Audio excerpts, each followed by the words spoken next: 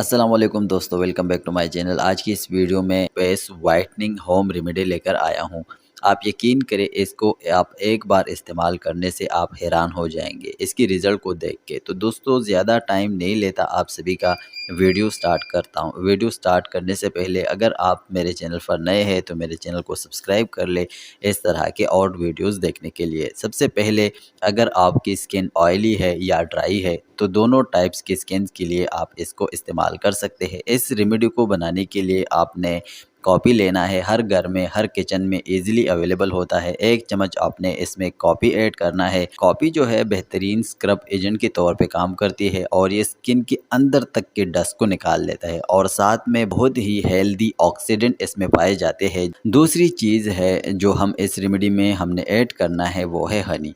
हनी आपने 1 चम्मच आपने इसमें ऐड करना है। बेसिकली हनी जो है आपकी स्किन को बहुत ज़्यादा वाइट ब्राइट करता है, आपके चेहरा जो है वो शाइन भी देता है। और साथ में इसमें ऐड करना है रोज़ वाटर। रोज़ वाटर किसी भी अच्छी ब्रांड का आपने इस्तेमाल करना है। 1 चम्मच आप में आपने इस रेमेडी में रोज़ वाटर ऐड करना है।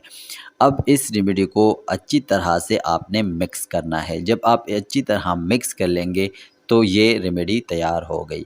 अब आपने इस्तेमाल कैसे करना है? इस तरीके इस्तेमाल ये है कि आपने दिन में 3 या 4 बार इसको लाज़मी आपने लगाना है। लगाने के बाद 15 मिनट तक अपने चेहरे पे, स्किन की किसी भी जगह पे आपने ये लगाई हो तो आपने 15 मिनट तक इसको रहने दें। फिर इसके बाद आपने धो लेना है।